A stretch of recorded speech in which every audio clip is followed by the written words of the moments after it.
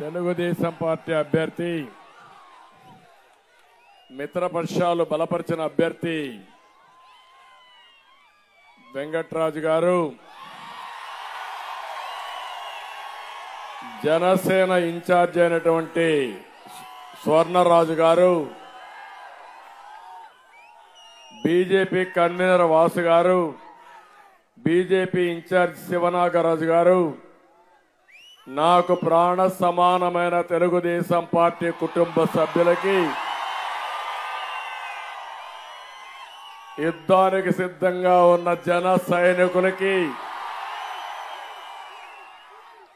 మేము సైతమని యుద్ధానికి సిద్ధంగా ఉన్న బీజేపీ నాయకులకు, కార్యకర్తలకు పేరు పేరున మనస్ఫూర్తిగా నమస్కారాలు, అభినందనలు, శుభాభినందనలు.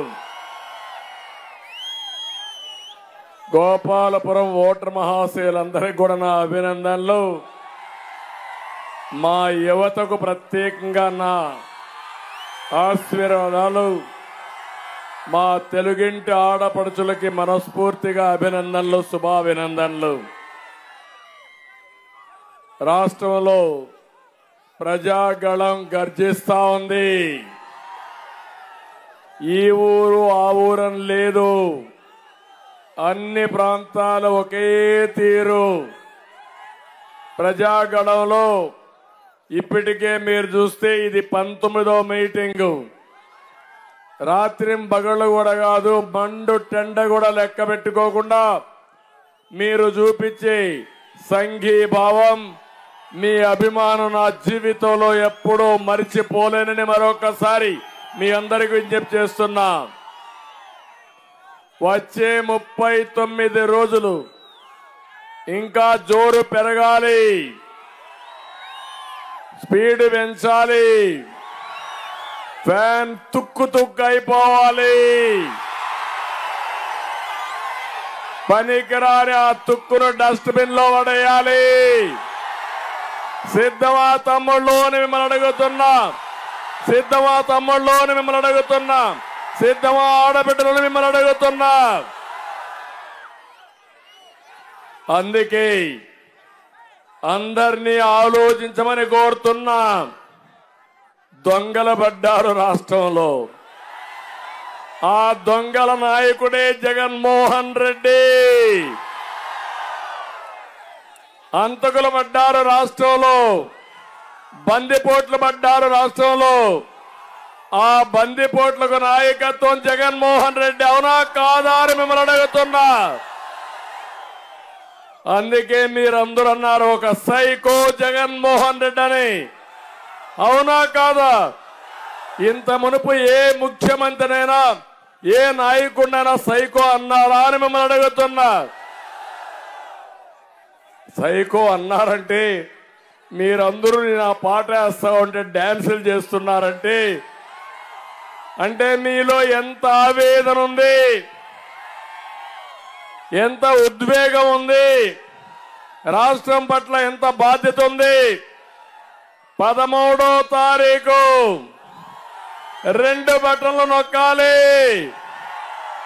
ఒక బటన్ సైకిల్ మీద వెంకట్రాజుకి, రెండో బటన్ పార్లమెంట్ అభ్యర్థి పురంధేశ్వరికి. గులాబీ పువ్వు పైన సిద్ధమా తమ్ముళ్ళు అని అడుగుతున్నా. ఒకటి కేంద్ర ప్రభుత్వానికి, ఒకటి రాష్ట్ర ప్రభుత్వానికి. మీరు బటన్ నొక్కండి. ఒత్తుత్తి బటన్ నొక్కేవాడిని ఇంటికి పంపిద్దాం. మళ్ళా మీ భవిష్యత్తుకు నాంది, మీ భవిష్యత్తుకు భరోసా మాది. తమ్ముళ్ళు ఎంత మోసం చేస్తాడంటే ఏమీ తెలియనట్టు నంగనాచిగా మాట్లాడతాడు. ఈరోజు నేను చెప్తున్నా, మేము సిద్ధమని తిరుగుతున్నారు. ముందు సిద్ధమన్నారు, పెద్ద పెద్ద హోర్డింగ్లన్నీ పెట్టారు. ఇప్పుడు మేము సిద్ధమన్నారు. ఒక్కొక్క మీటింగ్ 1500 బస్సులు. వీళ్ళ అబ్బస్సొమ్ము ఇవన్నీ. వీళ్ళ తాత జాగీరి రాష్ట్రం. మనుషులందరినీ డబ్బులిచ్చి బిర్యానీ పెట్టి, మద్యం పోయిపించి, మత్తులో పెట్టి మీటింగ్లు వేస్తారు. అవునా కాదా అని మిమ్మల్ని అడుగుతున్నా. బెదిరిస్తున్నారు. పెన్షన్ ఇవ్వరంటే వాళ్ళ తాత సొత్తు. నేను అనుకుంటే నీకు ఒక్కడికి పెన్షన్ వచ్చేదా? ఒకటే చెప్తున్నా, ధర్మానికి ధర్మం, న్యాయానికి న్యాయం, దెబ్బకు దెబ్బ తీయడానికి కూడా సిద్ధంగా ఉన్నాం. ఏం తమిళ, అవునా కాదా? ధర్మాన్ని కాపాడుకుంటే ఆ ధర్మం మనల్ని కాపాడుతుంది. అందుకని ఒక్క ఎగ్జాంపుల్ చెప్తున్నా. గోపాలపురం గట్టిగా కేకేసి తినపడేది పోలవరం, అవునా కాదా? ఇక్కడే కాలువ పోతా ఉందా లేదా? పోలవరం కాలువ.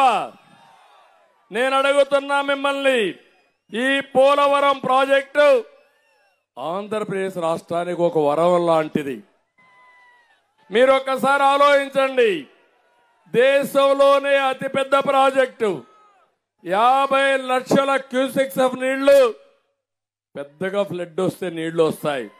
ఆ ప్రాజెక్ట్ ఏదైనా ప్రమాదంలో పడితే తూర్పు గోదావరి, పశ్చిమ గోదావరి చాలా భయంకరంగా తయారయ్యే పరిస్థితి వస్తుంది.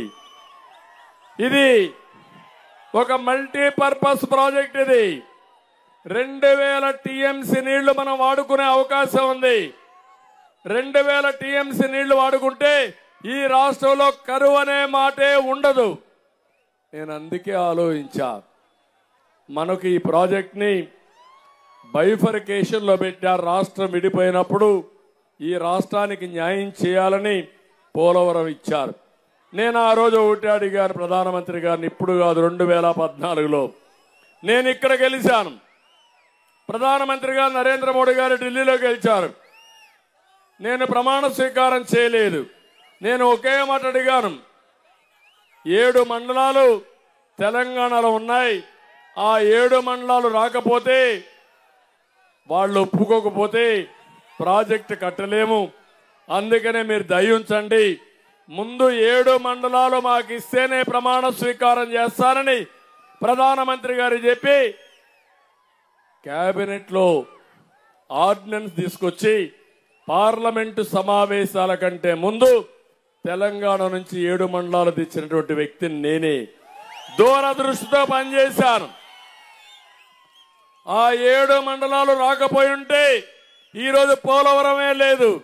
7 మండలాలు తీసుకొచ్చి ఆంధ్రప్రదేశ్ ప్రజల కలను సాకారం చేసిన వ్యక్తిని నేను.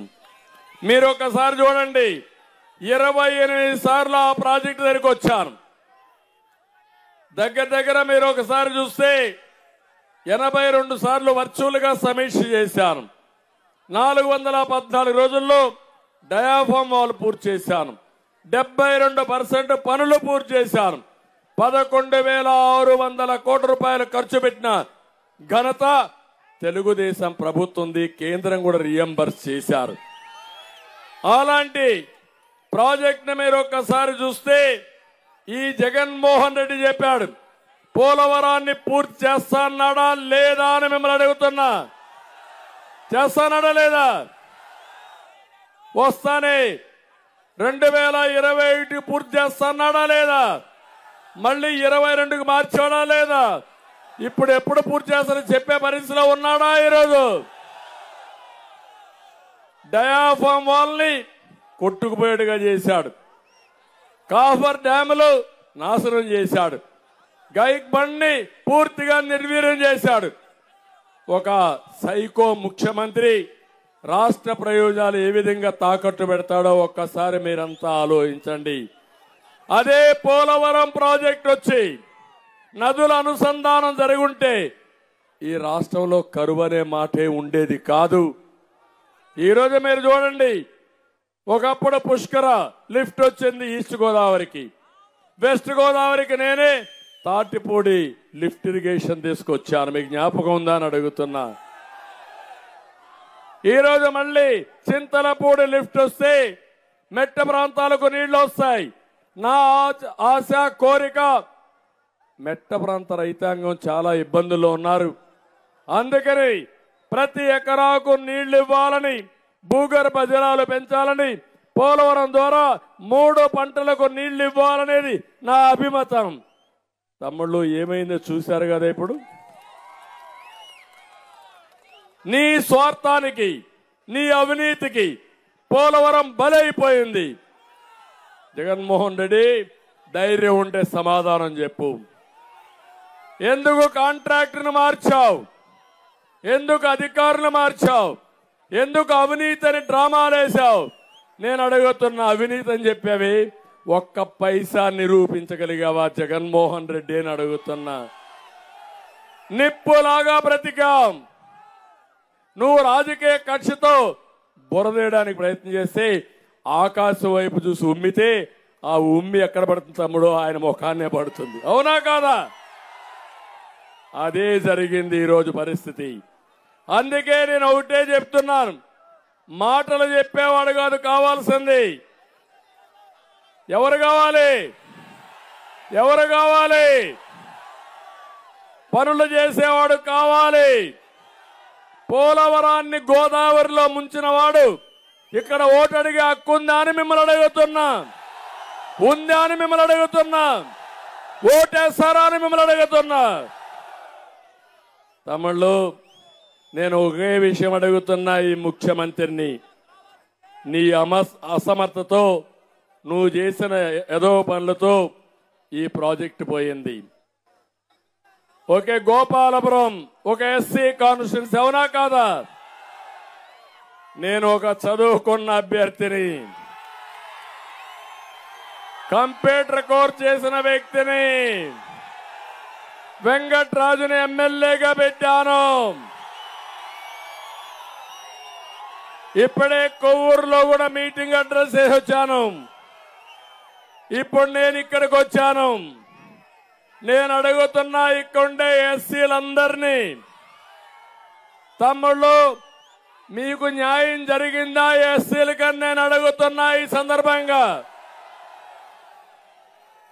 నా ఎస్సీలు అంటాడు మాట్లాడితే, ఆ ఎస్సీలనే గొంతు కోసేస్తాడు దుర్మార్గుడు ఈ ముఖ్యమంత్రి. నేను అడుగుతున్నా, అంబేద్కర్ గారు రాసిన రాజ్యాంగం ప్రకారం ఎస్సీ సబ్ ప్లాన్ ఉంది. ఆ సబ్ ప్లాన్ లో ₹1 మీకోసం ఖర్చు పెట్టాడా? పెట్టాడా అని అడుగుతున్నా ఎస్సీలందరినీ. పెట్టాడా తమ్ముళ్ళు? మీ ఊర్లో ₹1 ఇచ్చారా అని మిమ్మల్ని అడుగుతున్నా. 27 పథకాలు నేను తీసుకొచ్చారు. ఆ 23 పథకాలు అమలైనాయా అని మిమ్మల్ని అడుగుతున్నా. అయినాయా మిమ్మల్ని అడుగుతున్నా. 5 ఏళ్లలో 28,000 కోట్ల రూపాయలు ఖర్చు పెట్టాను నేను.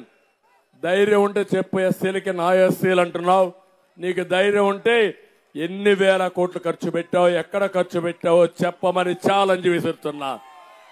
అవునా కాదా? ఇంకో పక్క మీరు చూస్తే, నేను దళితుల్ని భూస్వాములు చేయాలని భూమి కొనిచ్చా. 5 లక్షలు 10 లక్షలు పెట్టి భూమి కొనిచ్చా. నేను అడుగుతున్నా జగన్మోహన్ రెడ్డి, 1 ఎకరా కొనిచ్చావా మా దళితులకు అని అడుగుతున్నా. చెప్పగలుగుతావా అని అడుగుతున్నా. తమ్ముళ్ళు, ఇదే కాదు, కులాంతర వివాహాలకి ఆర్థిక సహాయం చేశా నేను.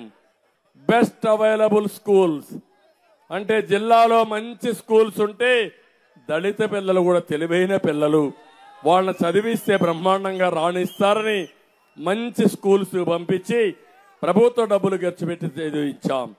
కనీసం బెస్ట్ అవైలబుల్ స్కూల్స్ అన్ని రద్దు చేశావు. ఎందుకు రద్దు చేశావో చెప్పే ధైర్యం నీకుందా అని నేను అడుగుతున్నా. ఇంకొక పక్క మీరు చూస్తే, అంబేద్కర్ విదేశ విద్యా విధానం. నేను ఒకటే ఆలోచించాను, ఈ పిల్లలంతా కూడా తెలివైన పిల్లలు, ఒక ఆశ ఉంటుంది, ఒక కోరిక ఉంటుంది.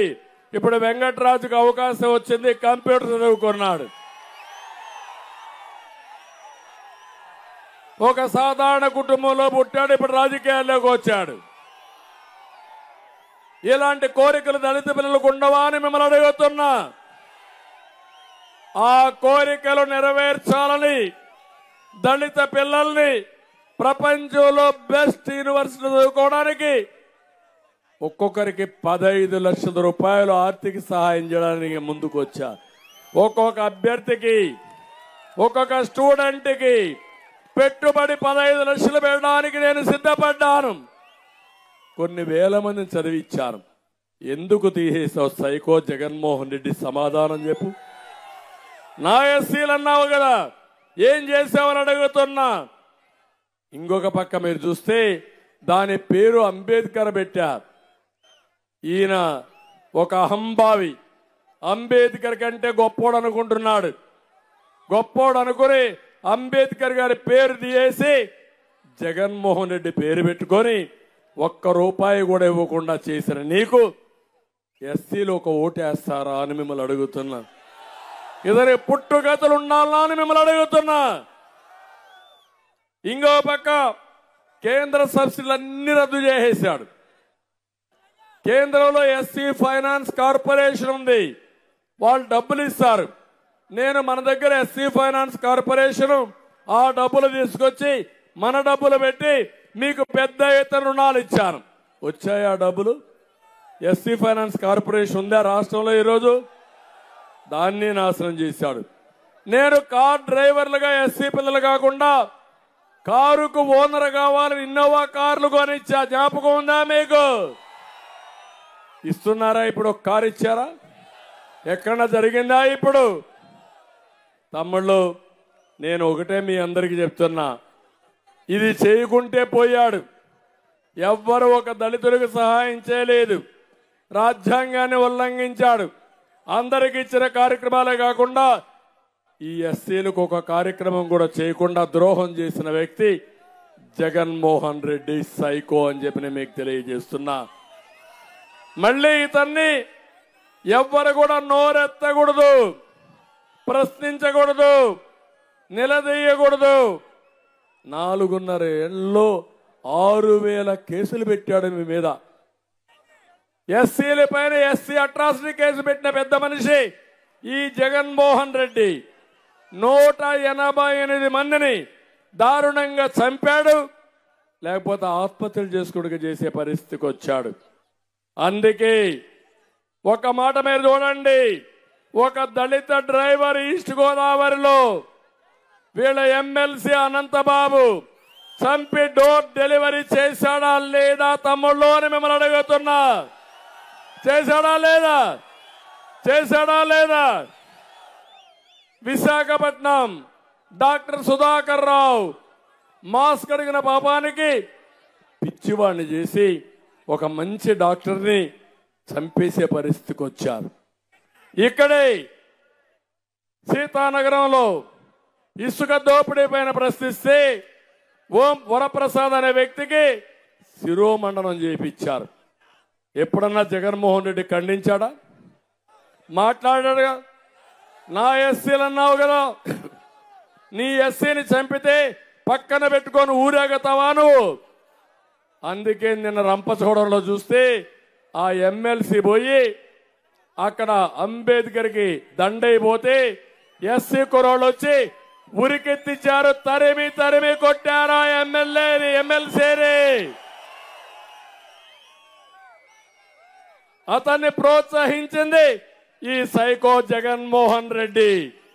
తరిమి కొట్టాల్సిన ఆయన్ని కాదు, పాతి పెట్టాల్సింది వైఎస్ఆర్ కాంగ్రెస్ పార్టీని. ఎస్సీలకు ద్రోహం చేసిన పార్టీని పాతి పెడతారా లేదా మీరు? మా తమ్ముడు అంటున్నాడు, పూర్తిగా పాతి పెట్టినా మళ్ళా దెయ్యమై బయట వస్తుంది కాబట్టి శుభ్రంగా కాంక్రీట్ వేసి బయట రాకుండా సీసం కూడా వేసి మళ్ళీ అది నామరూపాలు లేకుండా చేసే బాధ్యత మీదని మీ అందరినీ కోరుతున్నా.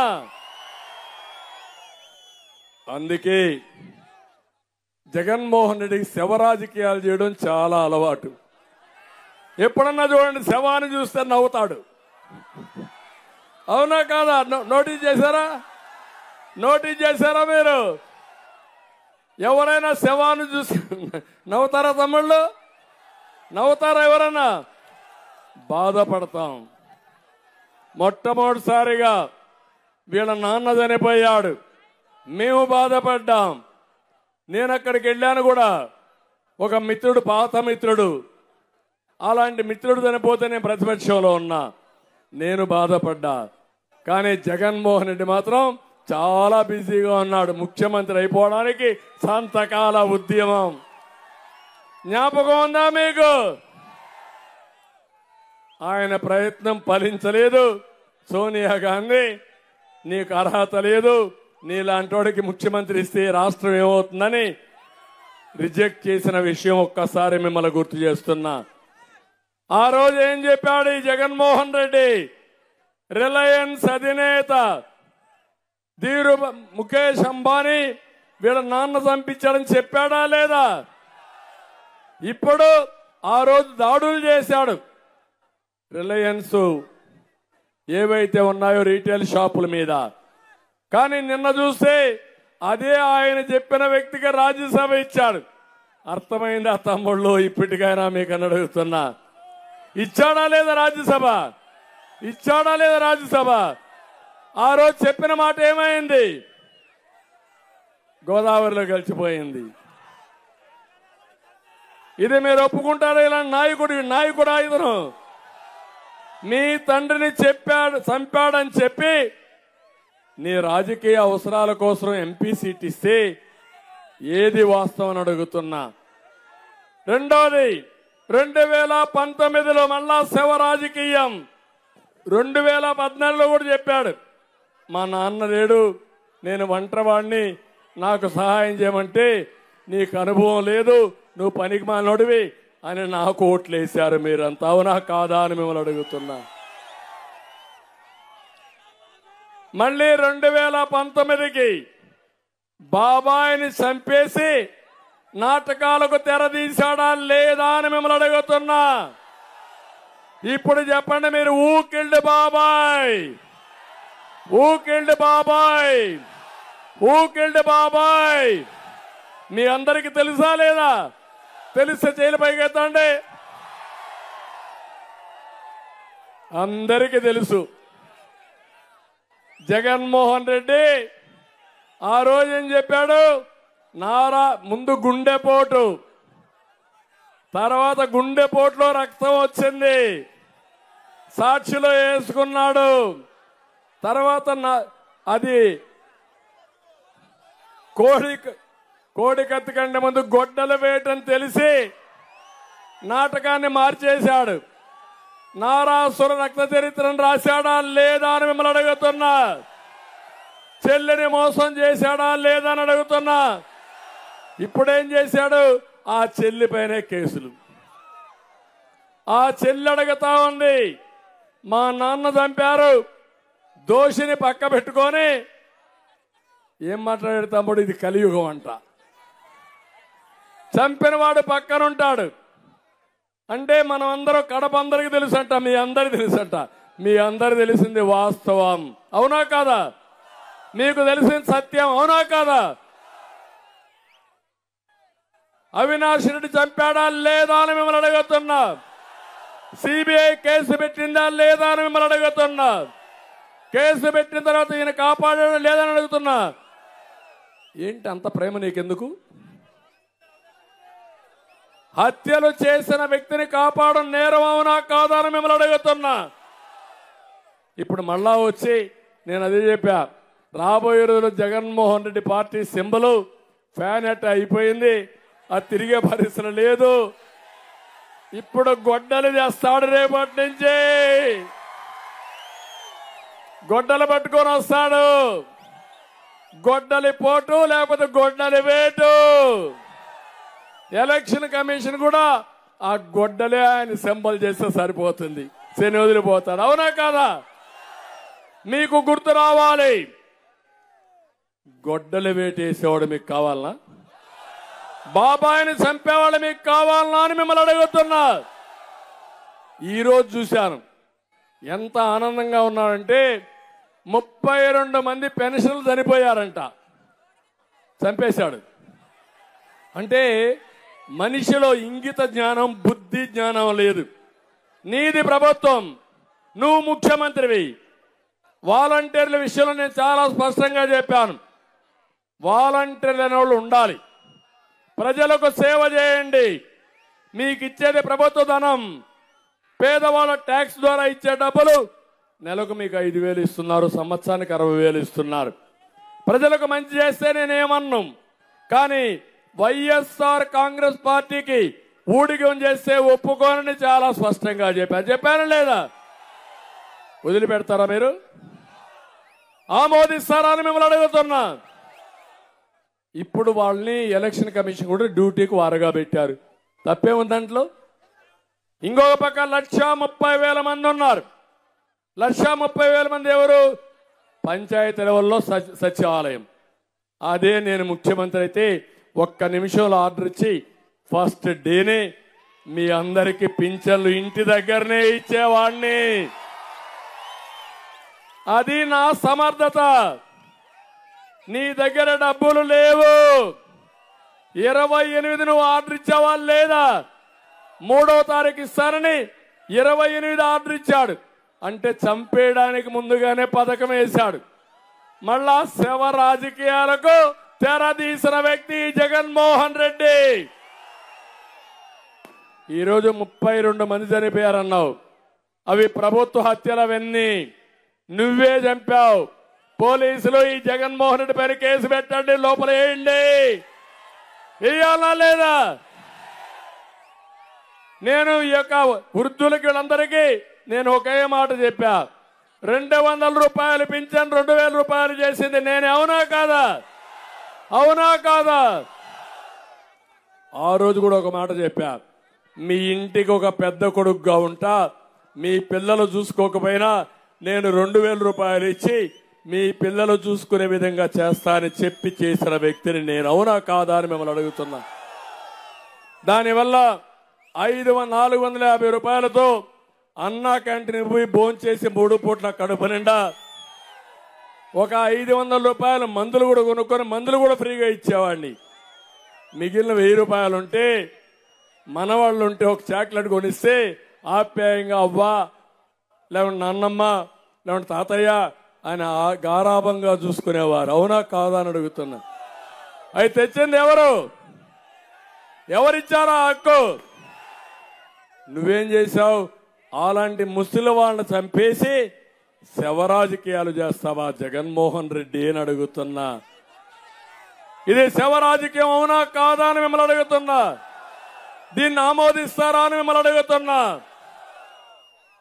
అందుకే నేను ఒకటే చెప్తున్నా, ఇలాంటి నీచమైన రాజకీయాలు చేయొద్దు. రాష్ట్రాన్ని వల్లకాడు చేయొద్దు, శ్మశానం చేయొద్దు. ఇది మంచిది కాదు. ఇప్పటికైనా చెప్తున్నా, మీ డిఎన్ఏలో వైసీపీ డిఎన్ఏలో శవ రాజకీయాలున్నాయి. తెలుగుదేశం డిఎన్ఏలో సేవా రాజకీయాలున్నాయి. సేవా రాజకీయాలకు వ్యత్యాసం తెలుసా తమ్ముళ్ళు అని మిమ్మల్ని అడుగుతున్నా. నీకు మనుషులు చంపేసి తద్వారా సానుభూతి పొందాలని వేరే వాళ్ళ పైన నేరం. ఒక సామెత సినిమాల్లో చూసాం. వీళ్లే చంపేస్తారు, వీళ్లే డెడ్ బాడీకి దండేస్తారు, వీళ్లే వేరే వాళ్ళ పైన ఆరోపణ చేస్తారు. ఏమి నాటకాలయ్యా? పాత నాగభూషణం ఉండేవాడు, పాత విలన్ సినిమాల్లో, తెలుగు సినిమాలో. నాగభూషణానికంటే మించిపోతున్నారు మీరు. నీ ఆటలు సాగనీయం. ఆంధ్రప్రదేశ్లో నీ ఆటలు సాగవు. నన్ను ఆరోపించే మునుపు ఏదైనా కేసులు పెడితే 32 మంది చనిపోయారంటే ముద్దాయి నెంబర్ 1 ముఖ్యమంత్రి, తర్వాత అధికారులు. అవునా కాదా? ఎందుకు ఈరోజు చూశారు? నిన్న నేను తిట్టాను, ఒక మాట చెప్పాను. మీరు ఇవ్వకపోతే మా పెన్షనర్స్ అందరికీ పింఛన్దారులకు విజ్ఞప్తి చేస్తున్నా, నేను వస్తానే ఈ నెల నుంచే 4,000 రూపాయలు ఇస్తానన్నా. ప్యాంట్లు తడిసిపోయినాయి వీళ్ళకు. ఆ దెబ్బకు ప్యాంట్లు తడిసిపోయి నిన్న మధ్యాహ్నం డబ్బులు రిలీజ్ చేశారు. ఈరోజు 86% పింఛన్లు డిస్ట్రిబ్యూట్ చేశారు. ఈ బుద్ధి జ్ఞానం మొదటి తారీఖు ఉంటే మా పింఛన్దారులకి ప్రాబ్లం వచ్చేదా అని మిమ్మల్ని అడుగుతున్నా. ఇది నేరం, వాళ్ళు చేసిన నేరం. అవునా కాదా? అందుకే నేను మిమ్మల్ని అందరినీ కోరుతున్నా. ఈరోజు ఒక పక్క ఇవన్నీ చేస్తూనే మీరు చాలా ఇబ్బంది పడ్డారు. నేను అడుగుతున్నా మిమ్మల్ని అందరినీ. మాట్లాడతాం, లాస్ట్లో మాట్లాడతాం. నేను ఒకటే అడుగుతున్నా, మీరందరూ బాగున్నారా తమ్ముళ్ళు అని మిమ్మల్ని అడుగుతున్నా. ఏమమ్మా ఆడబిడ్డలు బాగున్నారా అని మిమ్మల్ని అడుగుతున్నా. మీ ఖర్చులు పెరిగాయా, ఆదాయం పెరిగిందా? ఖర్చులు పెరిగాయని వాడు చేలిపైకి ఎత్తండి, దించండి. ఆదాయం తగ్గిందని వాడు చేలిపైకి ఎత్తండి. కరెక్ట్ గా చెప్పారు.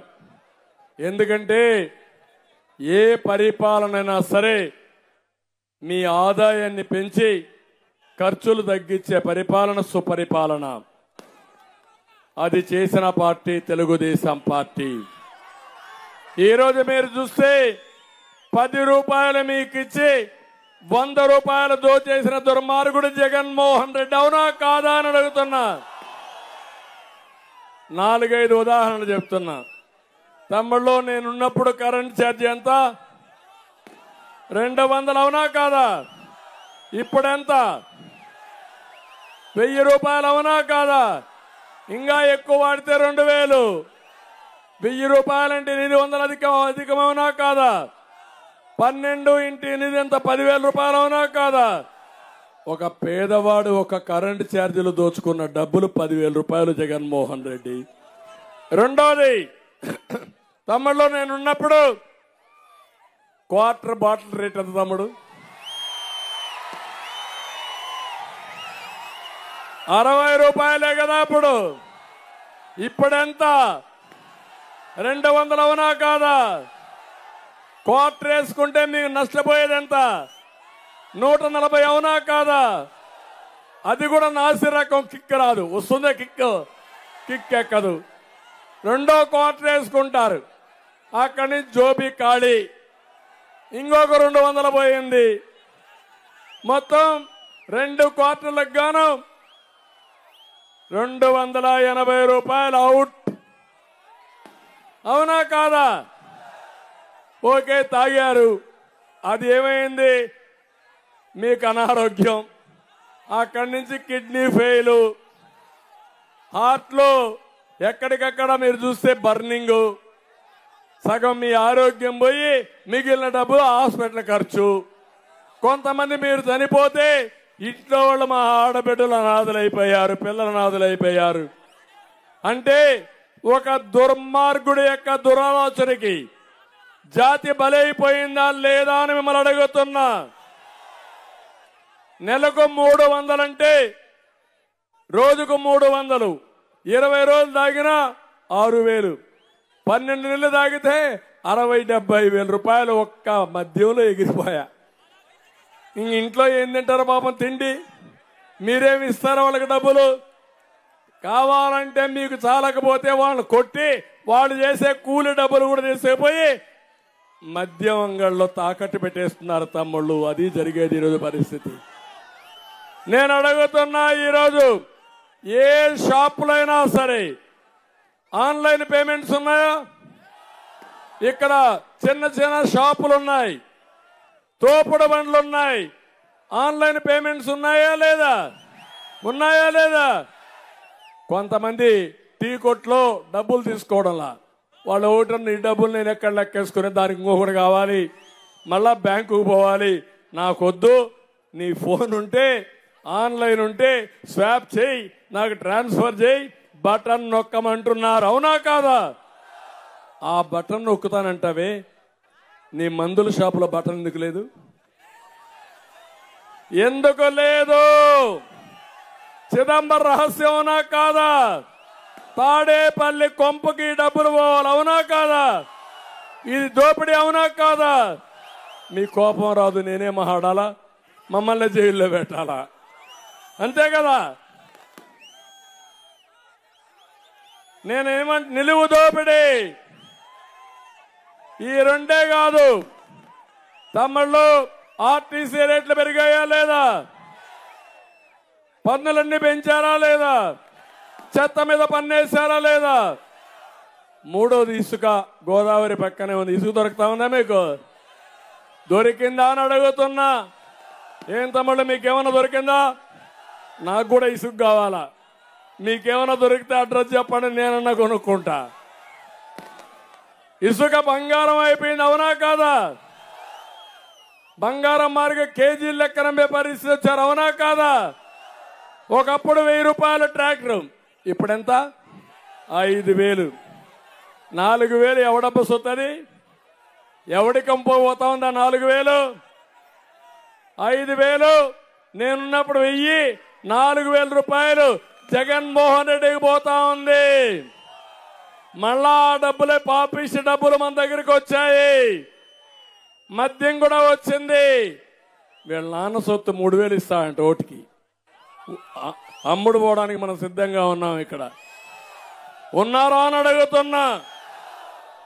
తమ్ముళ్ళు, ఈ విధంగా మీరు చూస్తే మొత్తం మిమ్మల్ని దోచేశాడు.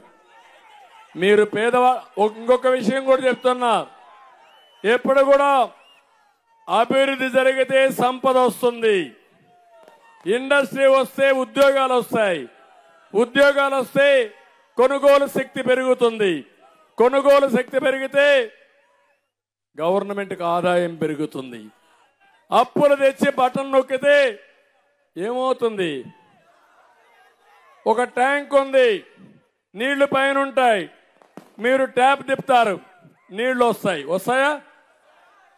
ట్యాంకులో నీళ్లు లేవు, మీరు ట్యాప్ తిప్పారు, ఏమొస్తుంది? బురద వస్తుంది.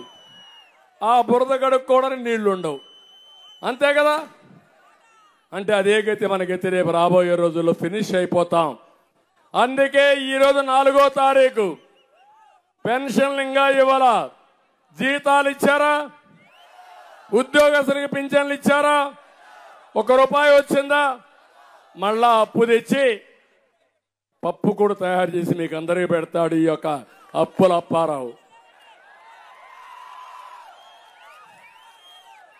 నేను చేయబోయేది సంపద సృష్టించడం తెలిసిన పార్టీ తెలుగుదేశం పార్టీ.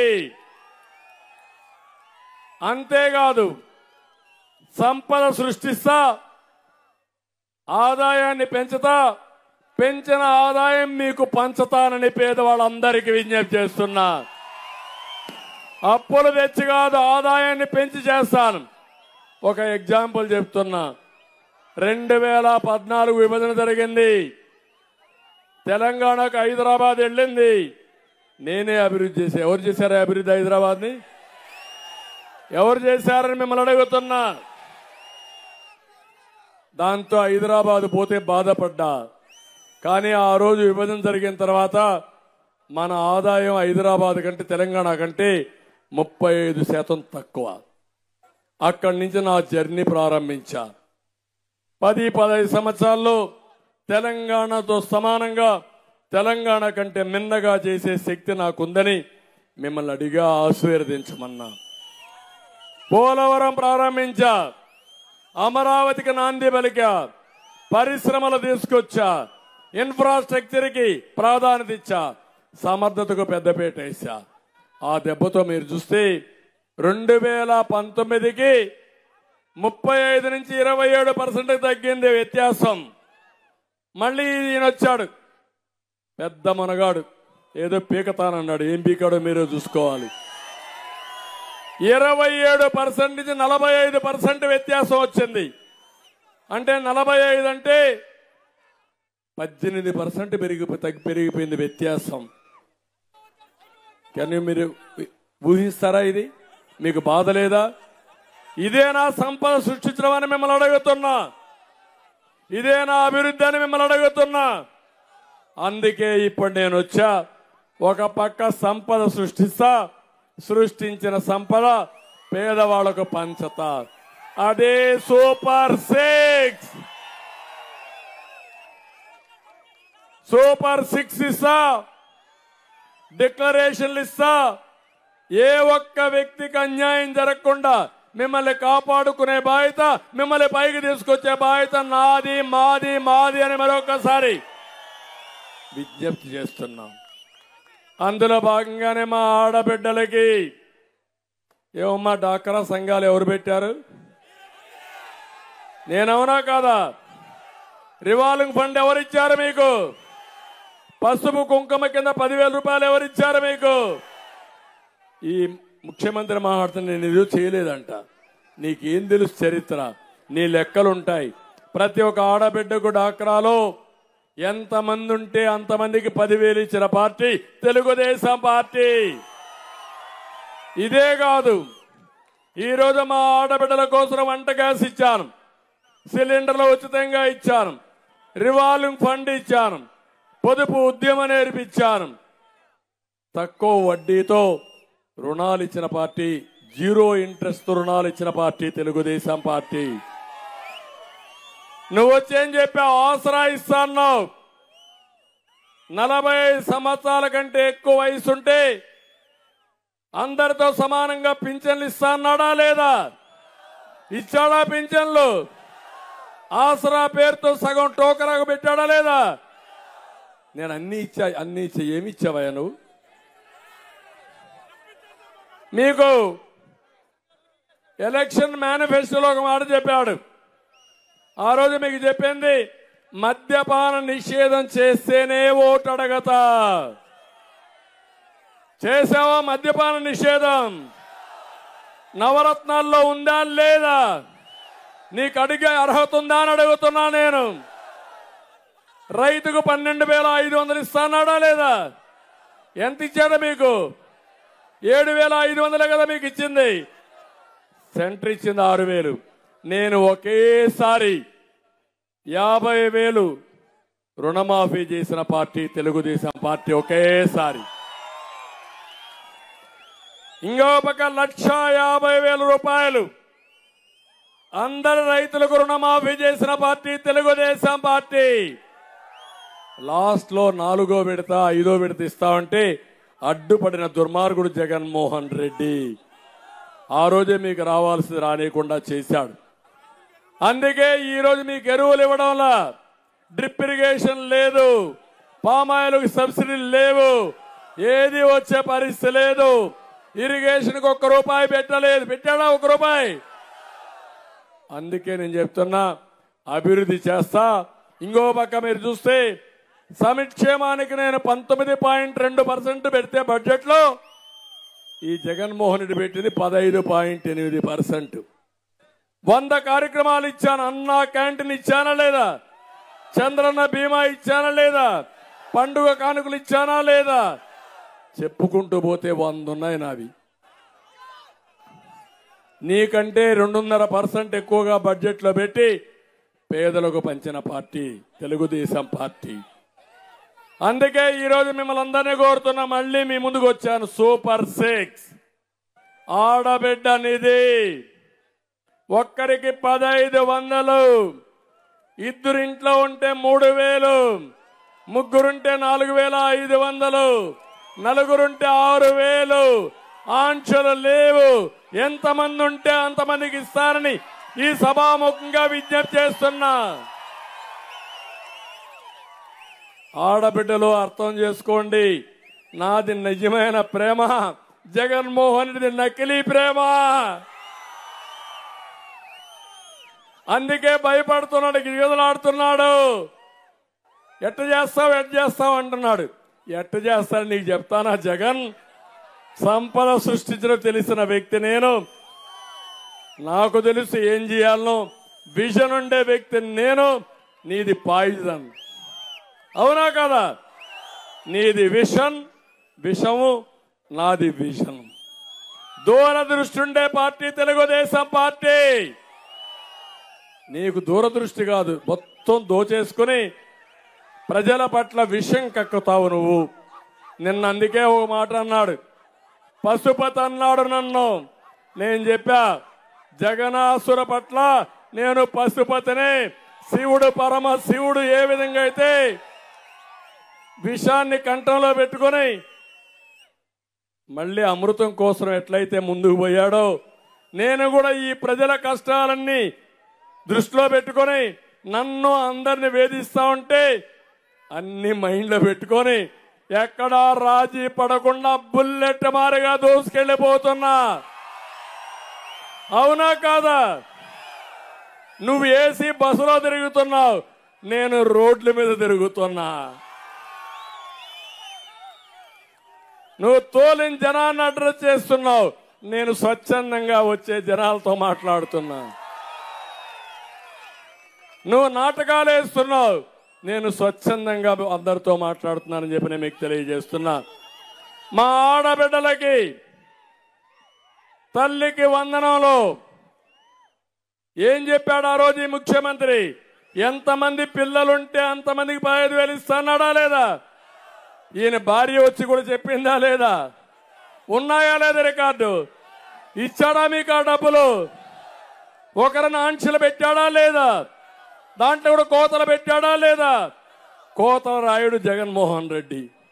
ఇప్పుడు ఆమె ఇస్తున్నా ప్రతి ఒక్క మహిళకి చెప్తున్నా, ఒక బిడ్డ ఉంటే 15,000, 2 బిడ్డలుంటే 30,000, 3 ఉంటే 45,000, 4 ఉంటే 60,000 ఇచ్చే బాధ్యత నాది. ఎవరు పేదవాళ్ళ మనిషి? ఎవరు పేదవాళ్ళ మనిషి? ఎవరు పెత్తందారి? జగన్ పెత్తందారి, దేశంలోనే అధిక ధనవంతుడైన సీఎం. మూడోది, ధరలు పెరిగాయి, ధరలు తగ్గిస్తా. మా ఆడబిడ్డలకు 3 గ్యాస్ సిలిండర్లు ఇంటికి పంపిస్తా.